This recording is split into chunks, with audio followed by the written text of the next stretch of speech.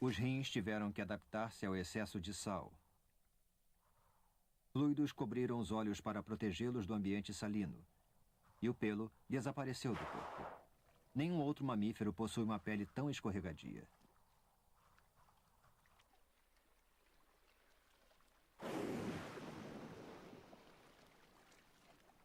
Esses pequenos ajustes tomados em conjunto transformaram mamíferos terrestres de tamanho médio em enormes criaturas do mar.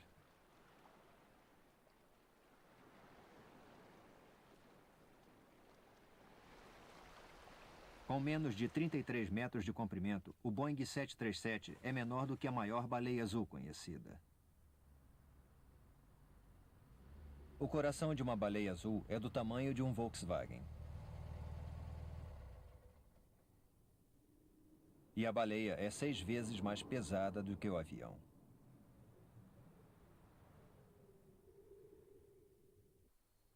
Seu tamanho significava que as grandes baleias poderiam iluminar um hemisfério.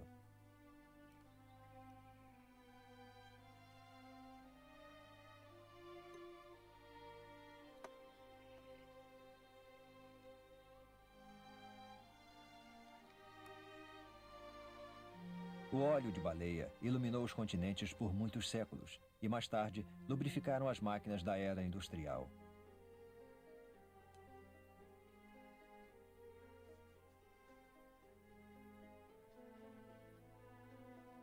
Baleeiros americanos e europeus lucraram com elas, sem ter a consciência de que sua caça levava-as às margens da extinção. As baleias não eram mortas somente por sua gordura. As barbatanas fortes e flexíveis de suas bocas eram usadas para vários produtos domésticos, de espartilhos a guarda-chuvas. Década após década, dezenas de milhares de baleias eram exterminadas para satisfazer as necessidades de uma população burguesa.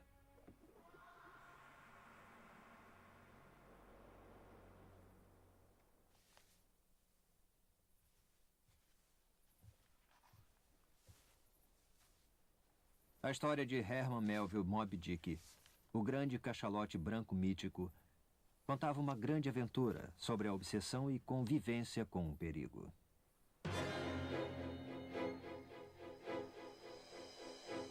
Em meados do século XIX, os métodos de caça à baleia tinham mudado pouco quanto à época da caça para subsistência. Ainda era uma luta íntima entre os homens e as baleias. Um desastre sempre seria possível.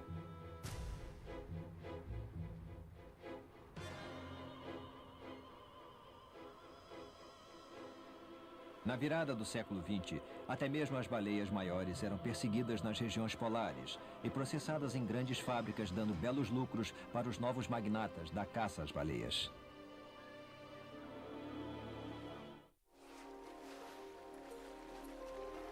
As baleias e os golfinhos são essencialmente animais sociais. Para alguns, como estes golfinhos, pertencer a um grupo apresenta grandes benefícios para a sua sobrevivência. As chances de encontrar alimentos aumentam, já que um grupo pode procurar mais do que um sozinho.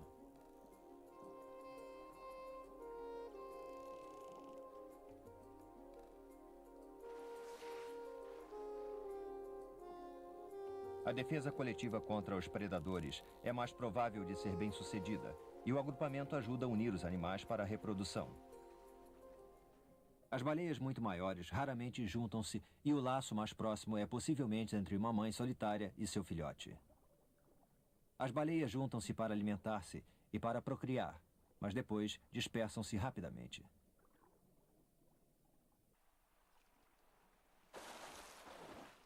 No entanto, os cachalotes, a maior das baleias com dentes, juntam-se em cardumes em águas mais quentes. As fêmeas formam o corpo do cardume, que também consiste de filhotes e de jovens de ambos os sexos.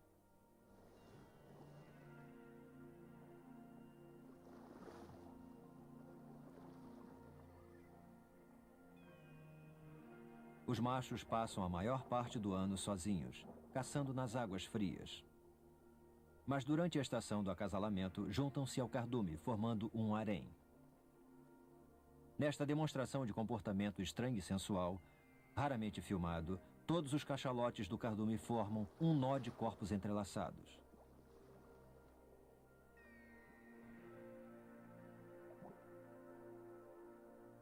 Sua intenção não é clara, mas pode ser para reforçar os laços sociais dentro do cardume.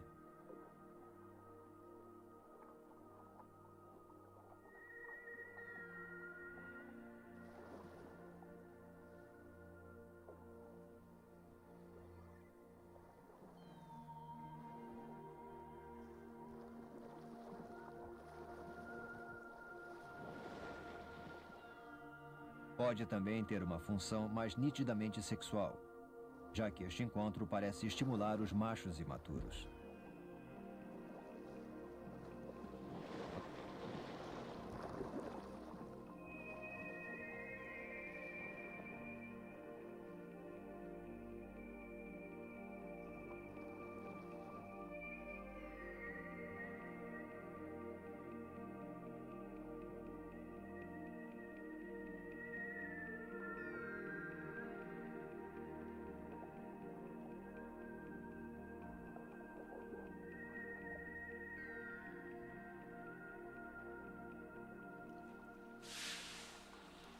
As baleias pilotos também vivem em grupos unidos, mas são geralmente guiados por uma fêmea mais velha.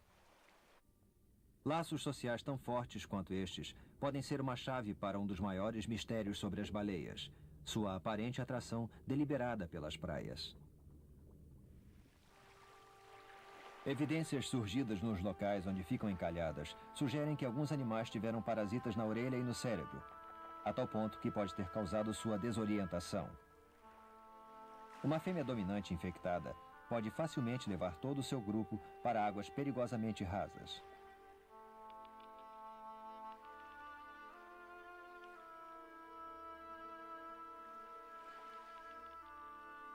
Mas nem todos os cientistas concordam em que esse problema seja a única resposta.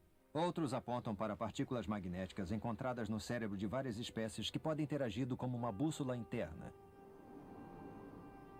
Essas partículas podem detectar o campo magnético da Terra, que é originado bem dentro do planeta, e que provoca uma rede invisível através do globo. Se as baleias usam essa informação geomagnética para navegar, é possível que esse sistema se rompa, levando-as para as armadilhas das águas rasas.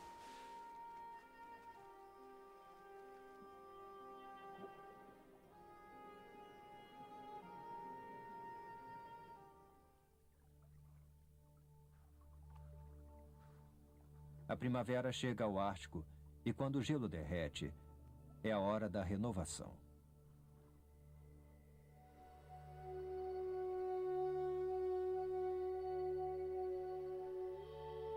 As baleias beluga movem-se em massa do mar para as passagens reabertas para os rios.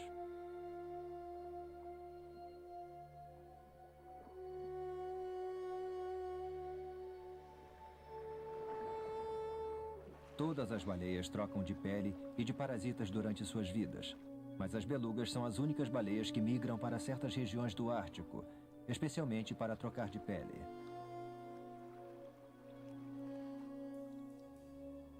Esperam que a maré entre nos vãos de água doce, onde o leito arenoso e as pedras vão ajudar a remover a pele antiga.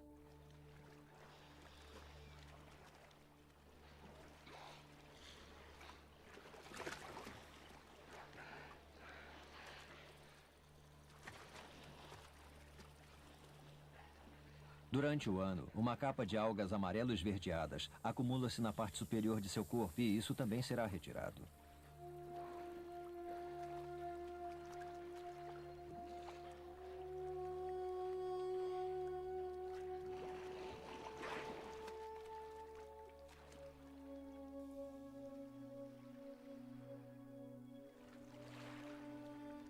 Os pequenos grupos de líderes entram no rio, mesmo estando se expondo aos ursos polares nessas águas rasas.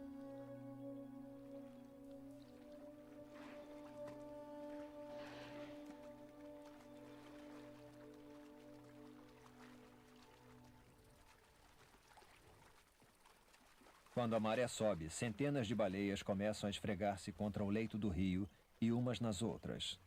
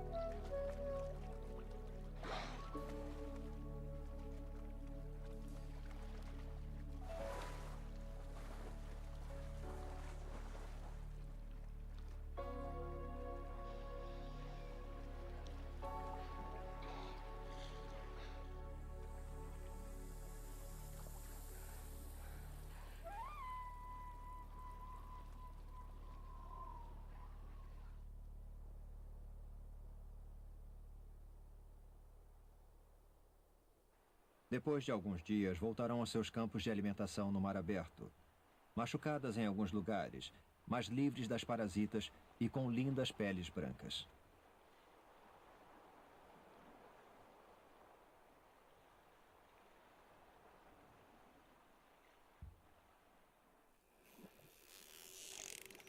Com a evolução da socialização entre as baleias, surgiu o desenvolvimento de uma comunicação altamente sofisticada.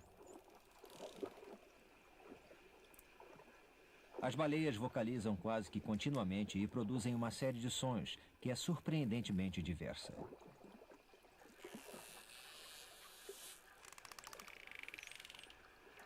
Sob a água, o som viaja 4 vezes mais rápido e atinge maior distância do que no ar. Todas as baleias precisam emitir sons para longas distâncias, para identificar e localizar outras baleias na imensidão do mar.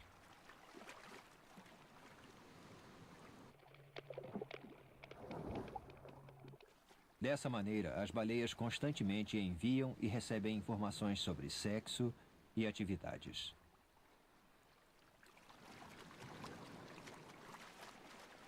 Os cachalotes usam uma série de cliques conhecidos como codas.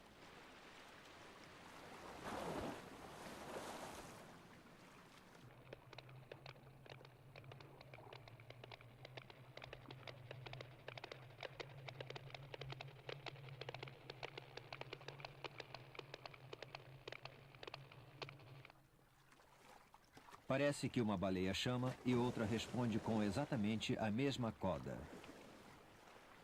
Isso será repetido em diferentes ocasiões por diferentes indivíduos no grupo. Em outras regiões dos mares, populações de cachalotes possuem diferentes codas indicando a existência de dialetos dentro da linguagem dos cachalotes.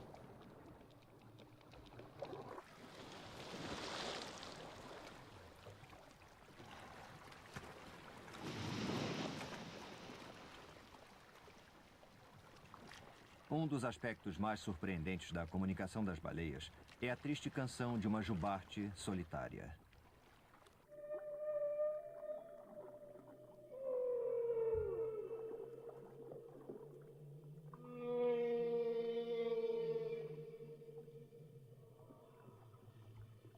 Na tentativa de encontrar um par, um macho pode cantar por mais de 24 horas, com apenas pequenas pausas para respirar. Sua canção pode durar até 35 minutos antes de ser repetida. A canção de uma baleia é claramente definida com um começo, um meio e um fim. As canções individuais têm suas próprias peculiaridades, suas próprias sílabas, frases e temas.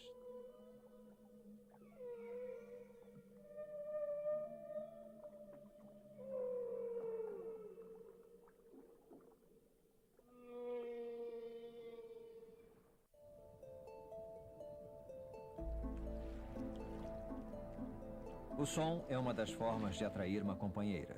No entanto, para uma fêmea narval que vive nas águas geladas do Ártico, a visão ocupa o primeiro lugar na busca de um parceiro.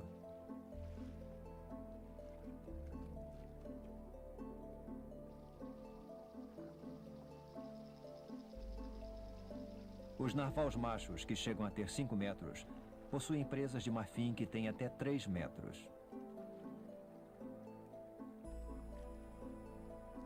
Os machos lutam com essas longas espadas, que tanto são armas quanto um símbolo de domínio.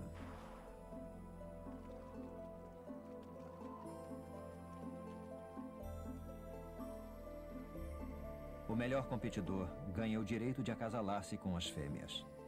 O macho mais forte passa seus genes para gerações futuras.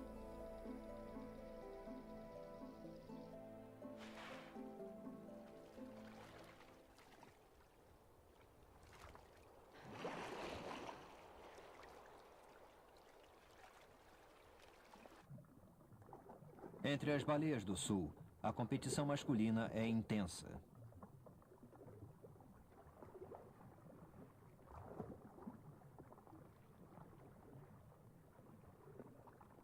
A ideia não é ser o primeiro a acasalar, mas sim o último.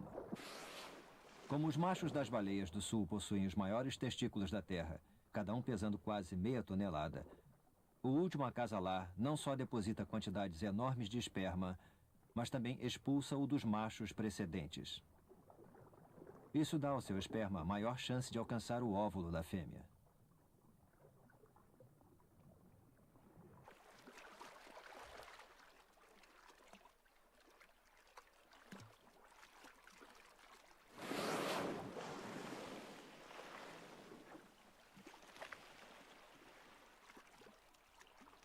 Muitas baleias migram por grandes distâncias para acasalar, mas a maior marinheira é a baleia cinzenta. Sua viagem é a mais longa de qualquer mamífero, percorre 17.600 quilômetros. Em outubro, as baleias começam a migrar para o sul, partindo do Mar de Bering, no Golfo do Alasca, percorrendo a costa norte-americana e descendo para as lagoas de águas mornas da Baja Califórnia.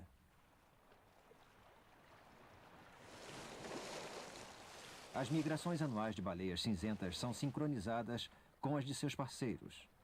O cruzamento e o nascimento ocorrem nessas águas, porque o período de gestação dura 12 meses.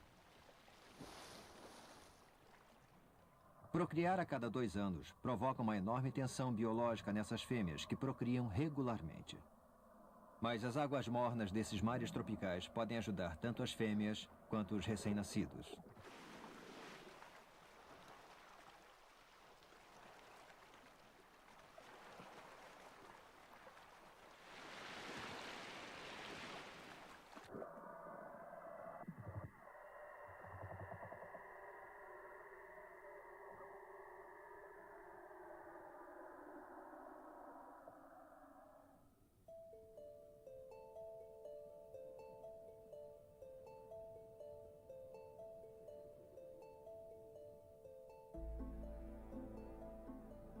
Com 4 metros de comprimento e pesando 800 quilos quando nasce, um bebê de jubarte cresce rapidamente, nutrido durante meses com um rico leite que contém até 50% de gordura e proteína. Antes de desmamar, a jovem baleia pode aumentar seu peso em 5 vezes, alimentando-se com 680 litros de leite por dia. Fora uma beliscada ocasional, a mãe nunca se alimentará enquanto estiver amamentando, mesmo despendendo uma grande energia para alimentar esse filhote tão grande.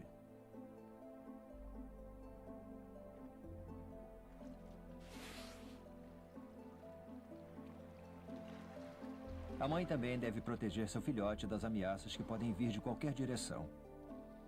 Para um cardume de baleias assassinas famintas, qualquer filhote de baleia é um alvo tentador.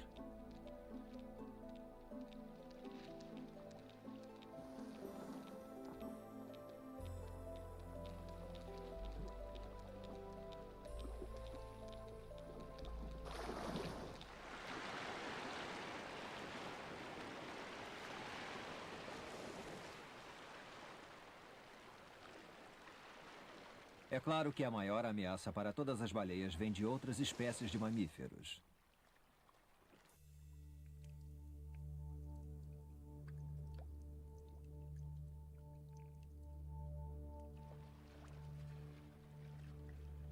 Os seres humanos começaram a pescá-las durante as primeiras migrações da Sibéria para as Américas. Esses primeiros colonizadores sobreviveram em um ambiente hostil, usando como combustível baleias mortas ou encalhadas, que eram uma rica fonte de alimento, óleo e pele. Reconhecendo o valor das baleias, logo desenvolveram técnicas para sua caça, para manter seu suprimento durante os longos meses de inverno.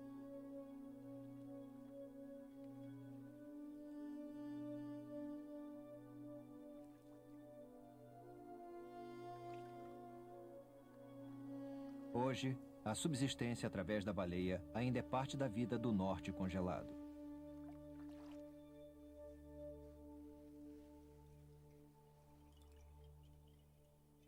Esta narval fornecerá alimento por várias semanas. A pele e a gordura serão cortadas e secas, fornecendo um alimento rico em vitamina C.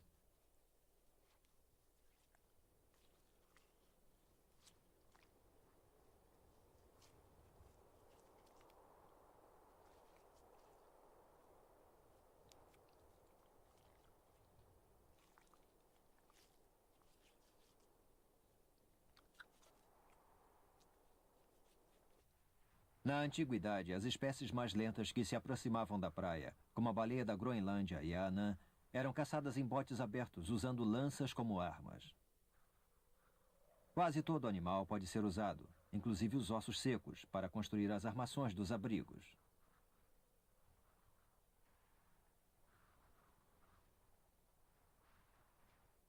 A caça anual das baleias era pequena, e a vida no Ártico continuava relativamente estável por muitos séculos. Até a chegada de uma nova ameaça: a caça comercial de baleias.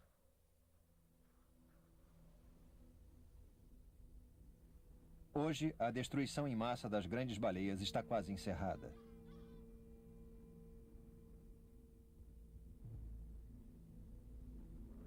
Grupos de conservação lutaram muito para fechar os pontos de pesca. Mas quando a matança em massa acabou, mais de 3/4 de baleias do mundo tinham sido destruídas.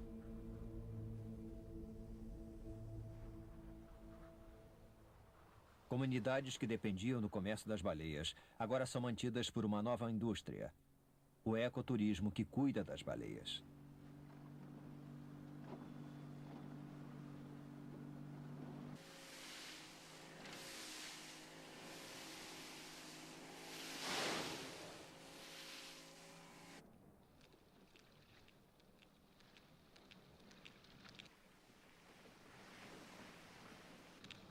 Apesar de muitas das baleias serem protegidas como espécies em extinção, pode ainda levar um século ou mais antes que seu número seja recuperado.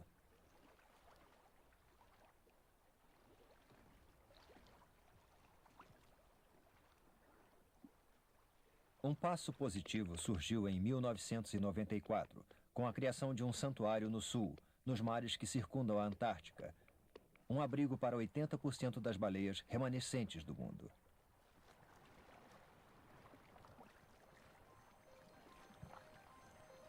Durante a odisseia de 50 milhões de anos, a miríade de mamíferos marítimos evoluiu de uma criatura terrestre que caçava nas praias dos mares antigos.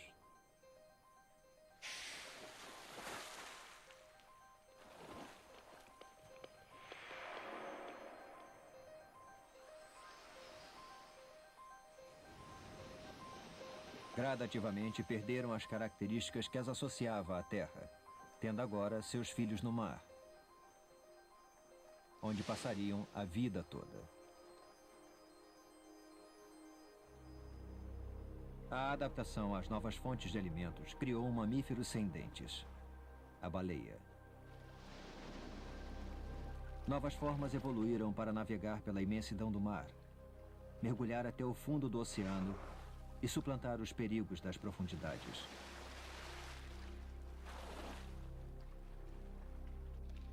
Tornaram-se animais sociais, que agora caçam juntos, brincam juntos e chamam os outros pelas vastidões dos mares.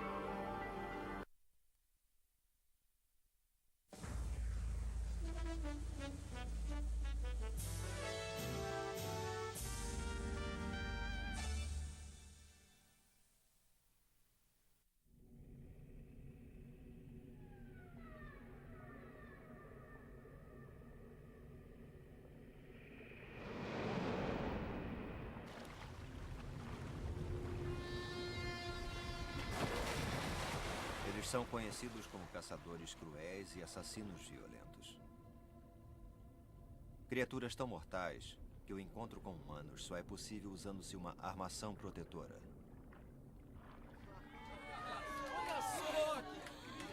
Foi incrível! Foi incrível! São conhecidas 30 espécies de tubarões que atacaram homens. Assim, não é nenhuma surpresa que nossa reação seja uma mistura de apreensão, medo e admiração.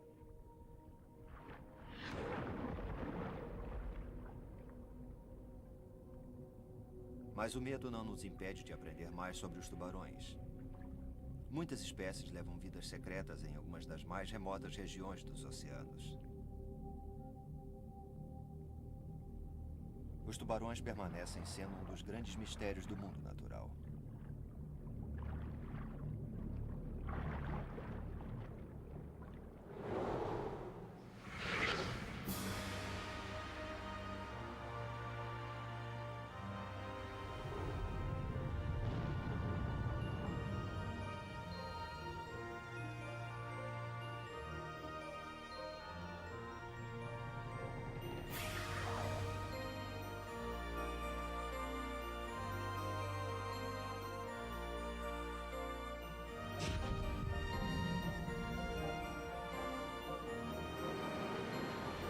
O Guia Definitivo.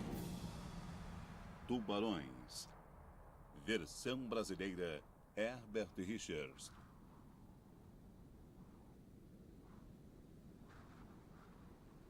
É verão no Círculo Ártico. Em algum lugar nas águas abaixo dessas montanhas de gelo, vive o tubarão da Groenlândia, um animal que nunca foi filmado vivo.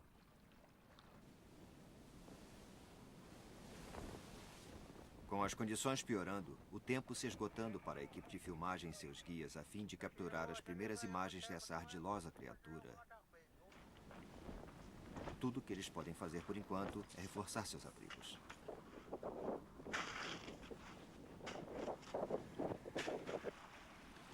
Os fotógrafos submarinos Nick Kalianas e Clarita Berger são forçados a esperar que outra tempestade ártica se vá antes de realizarem o último mergulho.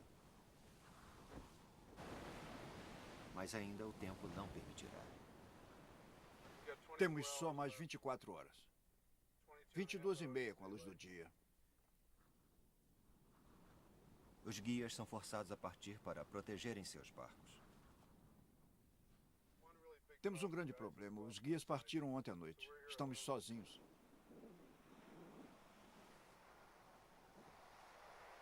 Então, subitamente o tempo melhora. Tempo suficiente para descer abaixo da superfície.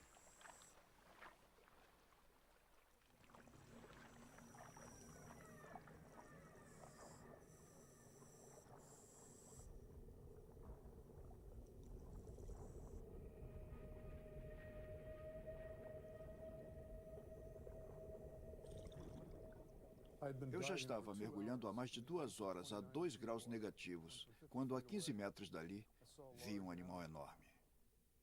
Pensei que fosse uma baleia nor sem presas, mas quando me aproximei, o animal se virou e percebi que estava cara a cara com o tubarão da Groenlândia. O interesse dele no momento não era em mim. Meu cérebro deu um clique e eu comecei a me lembrar da dieta dessas espécies, que incluem baleias e focas. Eu me sentia almoço para esse aparentemente letárgico, mas perigoso devorador. Será que ele iria tentar me engolir? Eu não sabia o que ia acontecer. Então, com a enorme câmera, eu o golpeei no focinho algumas vezes. E comecei a recuar nervosamente em direção à superfície.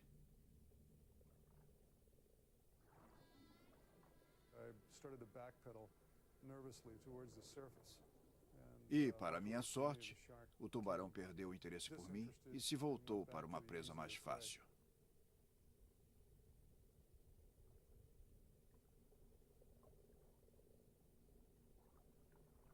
Embora esse incrível filme possa responder a algumas perguntas que os cientistas vêm se fazendo há anos, restam outras que levarão outros anos para serem respondidas.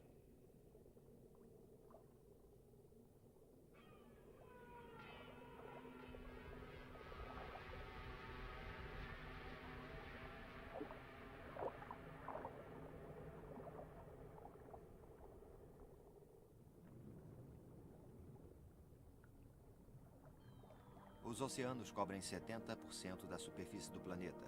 Eles abrigam mais de 20 mil espécies conhecidas de peixes. E incontáveis outras formas de vida marinha.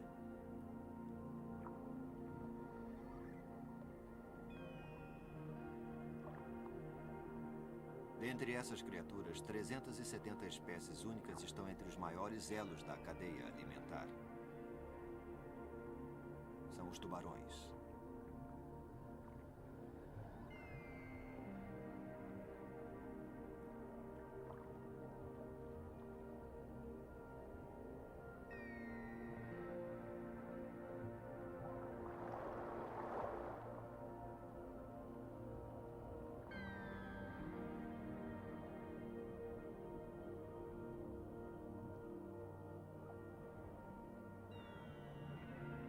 Alguns desses tubarões fizeram do seu lar o solo do mar, enquanto outros cruzam as regiões mais superiores dos oceanos.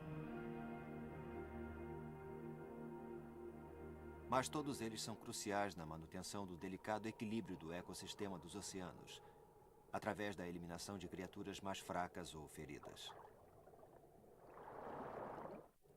Trabalhando com a precisão de um sistema de alarme primitivo e altamente sintonizado, cada sensor do tubarão se manifesta quando ele se aproxima da presa. Com ouvidos internos bem desenvolvidos, os tubarões podem captar o som a 700 metros de distância.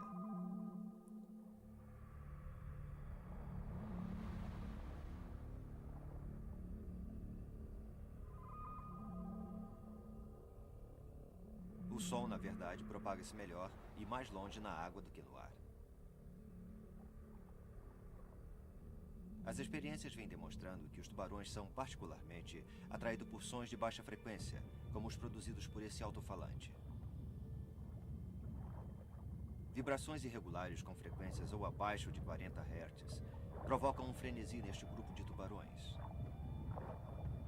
Não seria surpresa se fosse a mesma frequência e padrão de som emitidos por um peixe ferido.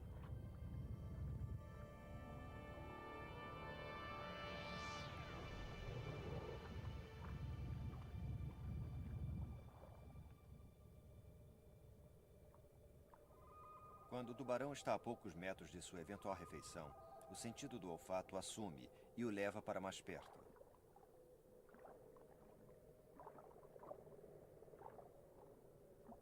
Os tubarões percebem o cheiro de uma forma muito parecida com a dos cães, movendo-se para frente e para trás para se manter na trilha.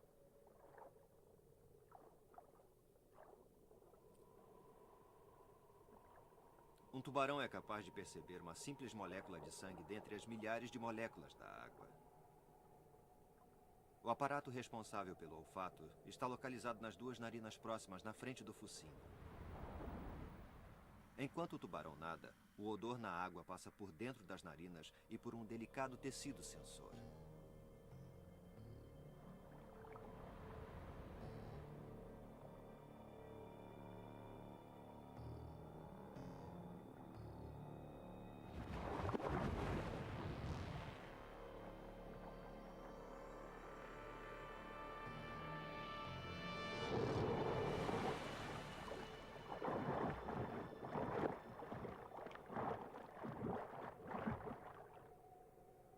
Por volta dos 100 metros, os tubarões conseguem detectar até a mais fraca das vibrações criadas pelos movimentos de um peixe em luta.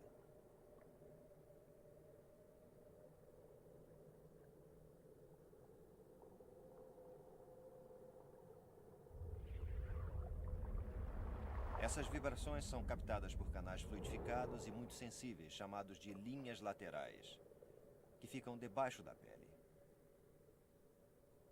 Ao longo dos canais, existem pequenos receptores capilares que estão especialmente sintonizados para o tipo de vibrações emitidas pela presa ferida.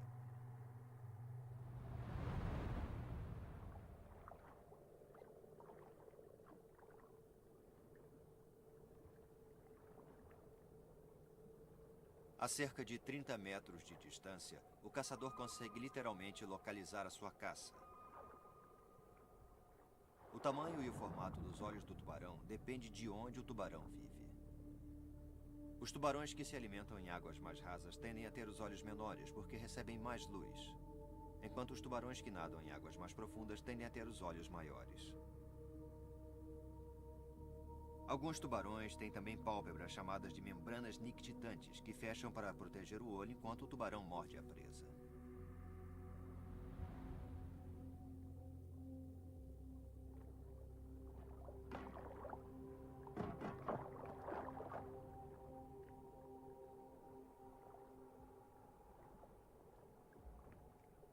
Quando o tubarão está a 2 metros, ele pode até detectar uma presa que está escondida fora de vista. Ele faz isso com órgãos sensores conhecidos como ampolas de Lorenzini.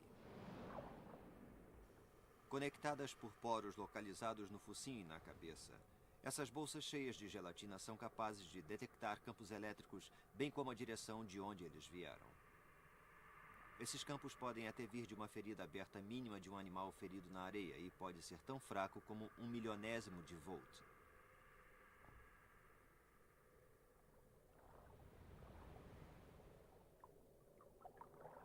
Qualquer um dos sensores é altamente sintonizado e capaz de os levar até a presa. E quando são todos usados ao mesmo tempo, o resultado normalmente é mortal.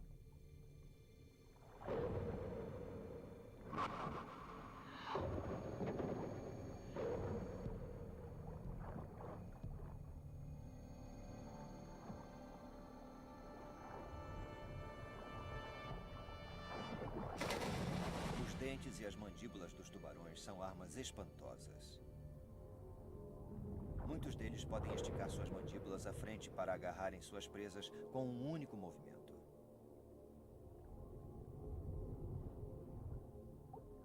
Os dentes do tubarão variam de forma e propósito, dependendo da fonte alimentar.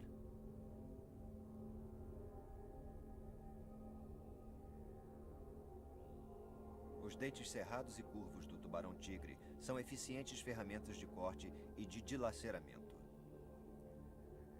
Alguns dentes, como os do tubarão Port Jackson, são próprios para esmagar crustáceos que são encontrados no rico solo de algas das águas australianas. Os dentes do tubarão da Groenlândia são tão afiados que eram usados pelos esquimós como ferramenta para cortar cabelo. Os tubarões-tapete usam seus dentes angulosos e a técnica de alimentação por ataque relâmpago para agarrar a sua presa.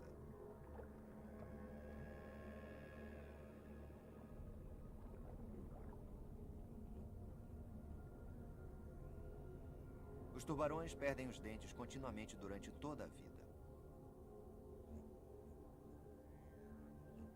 Para substituí-los, alguns têm mais de 15 fileiras de dentes dobradas dentro do tecido da mandíbula.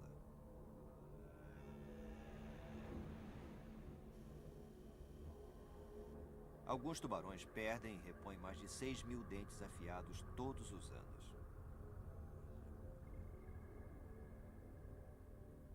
Os dentes perdidos são substituídos por outros que podem girar para a posição frontal, às vezes em 24 horas.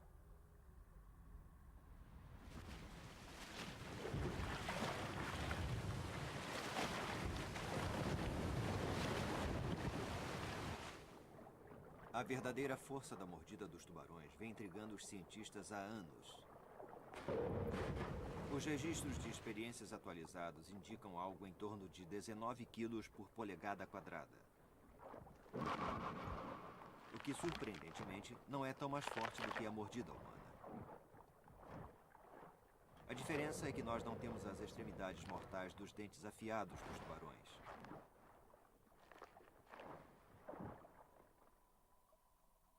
O que os tubarões escolhem para comer vai do previsível ao bizarro. Um tubarão conhecido por comer tudo que está no seu caminho é o tubarão-tigre. O conteúdo do estômago inclui um par de tênis, uma armadura medieval, pregos e porcas, uma lata, um colete salva-vidas e cartuchos.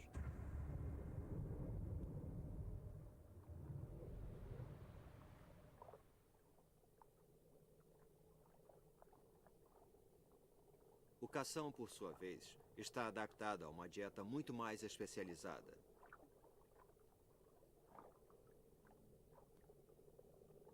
Os cações têm órgãos sensores chamados de barbilhões, que agem como antenas, enquanto eles escavam a areia atrás de comida.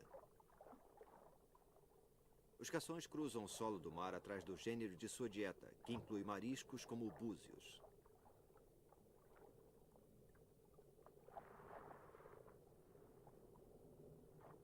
Para chegar à carne, o cação gira o búzio com um poderoso jato de água, expondo a pequena abertura no lado inferior de sua concha dura.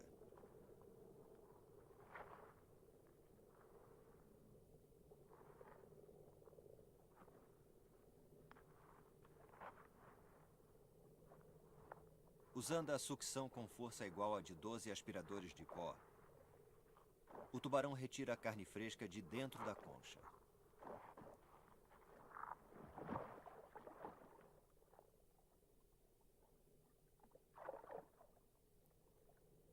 Os crustáceos, como a lagosta, requerem uma estratégia diferente.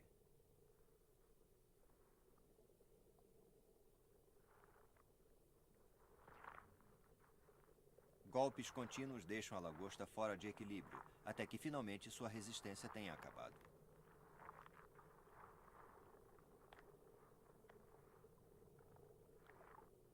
O tubarão agarra a lagosta exausta e a golpeia no solo do mar, separando sua cauda carnuda do resto do seu corpo.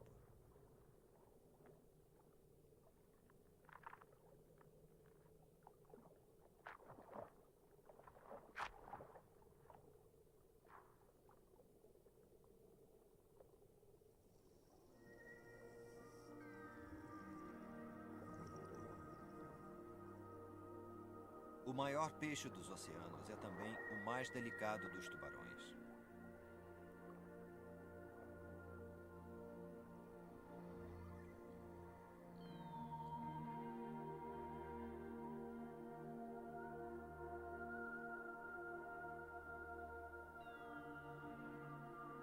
O tubarão-baleia pode crescer até mais de 15 metros e pesar mais de 20 toneladas. E mesmo assim se alimenta das menores criaturas do mar.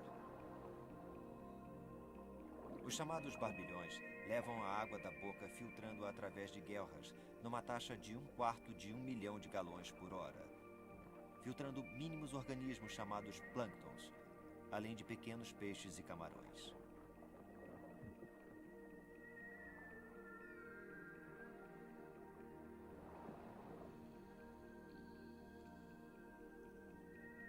É raro encontrar um tubarão-baleia em um momento emocionante. Mas nossa fascinação inclui também outros e mais perigosos tubarões. Bom, prestem atenção. O que verão lá embaixo hoje é o tubarão do Recife caribenho, de extremidades negras. Os cações definitivamente... Aqui em Walker's Key, nas Bahamas, Gary Edgson prepara seus mergulhadores para uma experiência que eles não irão esquecer tão facilmente: nadar com os tubarões.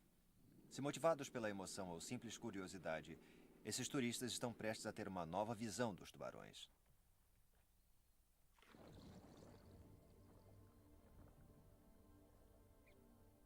Quando estiverem na areia, fiquem parados. Não esqueçam, aqueles tubarões são animais selvagens. E isso aqui não é a atração da Disney World.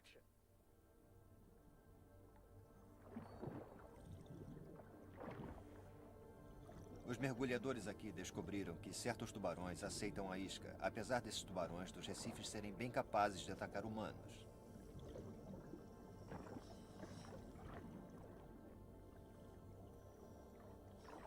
Os tubarões têm suas cabeças a prêmio.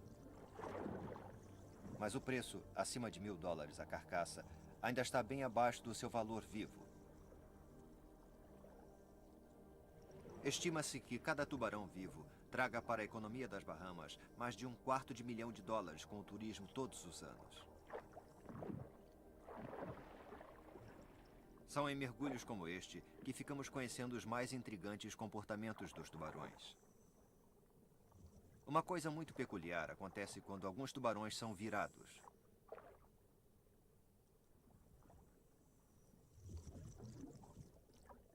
Os cientistas chamam de imobilidade tônica. É um estado de superestimulação sensorial que induz os tubarões a um estado de sono e relaxamento. Esse crescente e atual entendimento sobre os tubarões nos dará mais dicas sobre o seu passado. Com poucas evidências preservadas de seus ancestrais cartilaginosos, os tubarões de hoje são estudados como fósseis vivos e acrescentam pequenas peças à história da evolução dos tubarões. Os primeiros tubarões apareceram nos oceanos há aproximadamente 100 milhões de anos, mas eles têm pouca semelhança com os que habitam os mares de hoje. Aedes giganteus era tão grande quanto o atual tubarão branco e tinha um jogo de gigantescas e afiadas mandíbulas.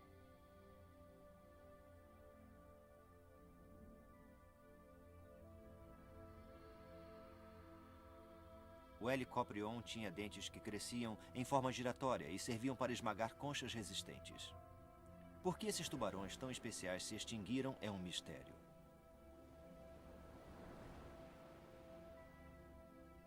Um parente próximo hoje é o tubarão branco, mas com 2 vezes o seu tamanho, Carcharodon megalodon foi talvez o maior de todos os peixes predadores.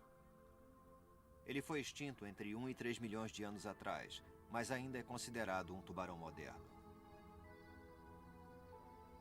Os tubarões modernos começaram seu caminho à dominação no fim da era dos dinossauros, há cerca de 140 milhões de anos atrás.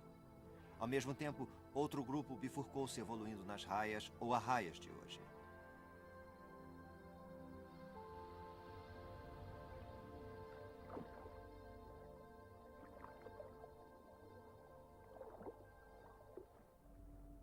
Os tubarões de águas profundas só podem ser vistos em seu habitat natural quando observados por submergíveis como Johnson Sea Link, que mergulha no oceano escarpado perto das Bahamas. Olhos iluminados e uma sombra escura indicam a presença de um tubarão de 6 guelras.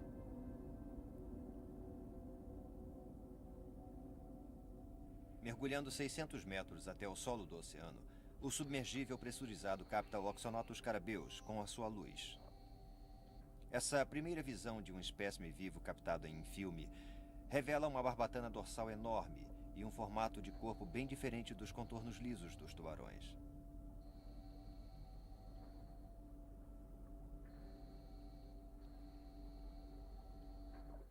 Mais raro ainda é o tubarão duende. Uma vez considerado extinto, só 36 foram encontrados desde sua descoberta em 1889. Poucos foram vistos vivos.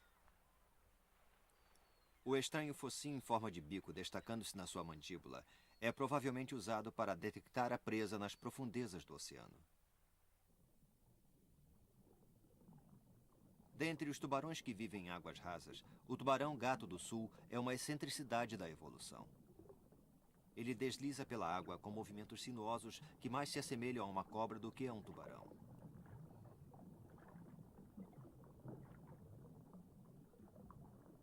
Mais estranho é o tubarão-dragona. Ele usa suas barbatanas em movimentos únicos entre os tubarões. Caminhar pelo solo do mar.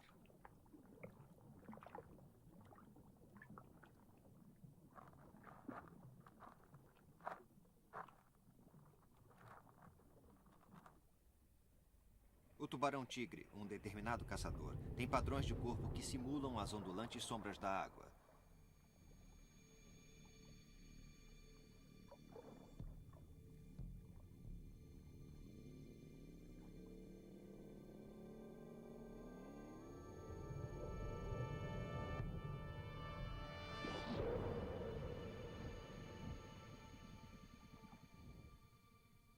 Mas enquanto a camuflagem permite uma distância de ataque da presa, essa tartaruga escapa de um ataque mantendo a carcaça para o tubarão como um escudo protetor, protegendo seu lado macio inferior.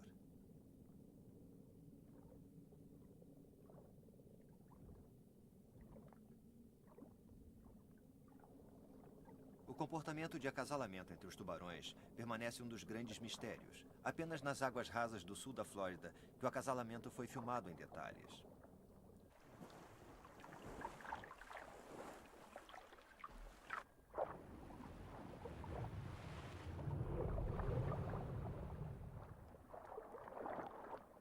Os cações se encontram aqui para uma corte aparentemente violenta.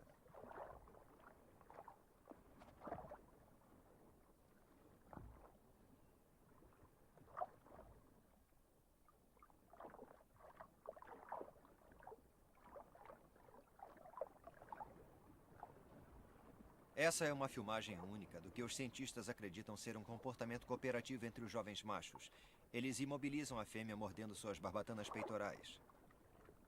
O macho da esquerda vai embora, e a fêmea agora sinaliza sua disposição em acasalar com o macho que ficou. Mas o jovem macho não é capaz de completar o que começou. Os cações precisam bombear a água através da boca e pelas guelras para respirar. Ao segurar a barbatana da fêmea, falta ar para o jovem macho. Exausto, ele desiste e ferozmente bombeia a água pelas guelras.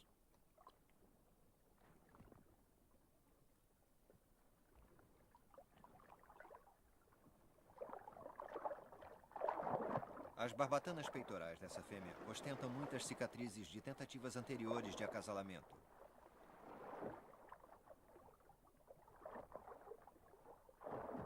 Às vezes, a fêmea se acasala tantas vezes e fica tão cheia que expele o esperma do macho, formando uma massa em forma de corda. A maioria dos tubarões amadurece muito lentamente, levando de 15 a 20 anos para atingir a maturidade sexual. Os tubarões machos têm duas pontas que se estendem pelas barbatanas pélvicas, que são usadas para transferir o sêmen para dentro da fêmea. As fêmeas têm uma abertura chamada cloaca entre suas duas barbatanas pélvicas.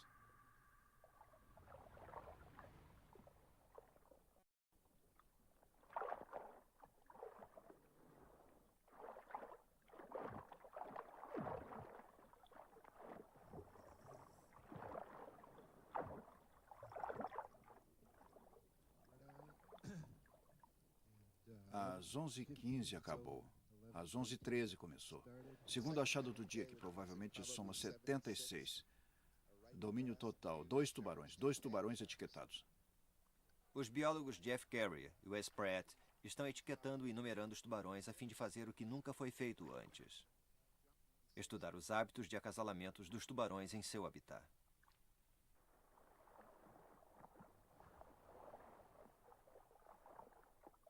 Com a ajuda de outros pesquisadores, eles organizam a perigosa tarefa de pescar tubarões com rede.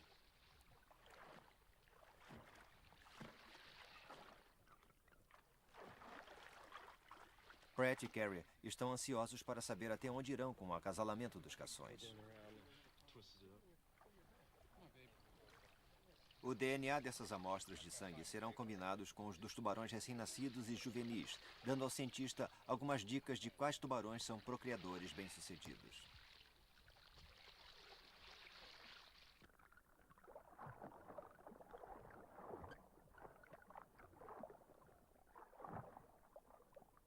Finalmente, um enorme macho segura uma fêmea e a leva para longe das águas rasas.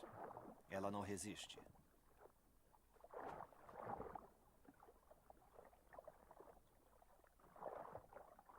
A água ligeiramente mais funda ajudaria a flutuação do corpo, tornando a cópula mais fácil.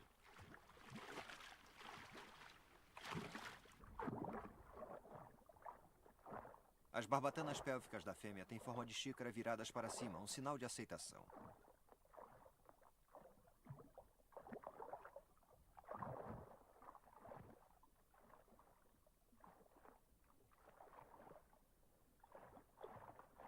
O acasalamento é uma dança exótica e aparentemente brutal, mas só dura alguns minutos. A gestação dos cações pode levar até 1 ano. Diferente dos peixe-ósseos que produzem milhões de pequenos e desprotegidos ovos, os tubarões e seus primos geram menos, mas ovos maiores internamente.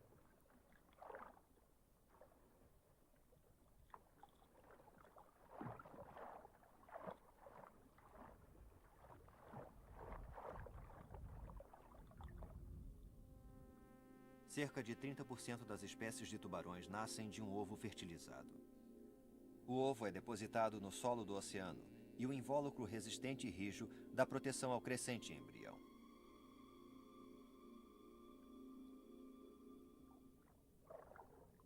Embora os tubarões não tenham ossos, eles são mais pesados do que a água do mar e precisam nadar para não afundar.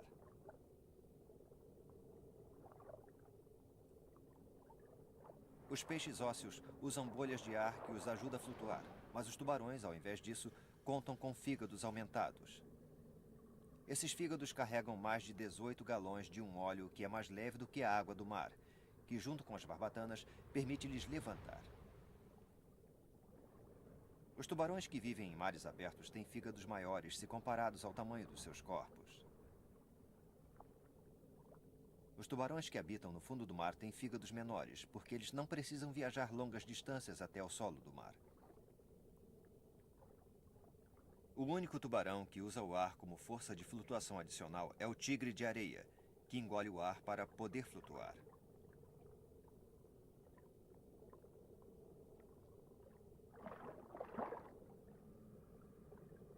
O nadar de um tubarão é muito parecido com uma aeronave em voo.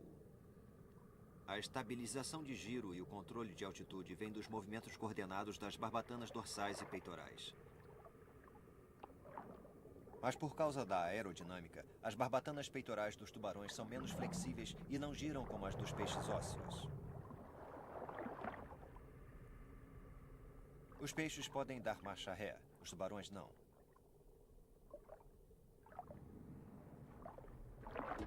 Ao invés disso, eles têm que desviar dos obstáculos. Os tubarões são temidos por causa de seus ameaçadores.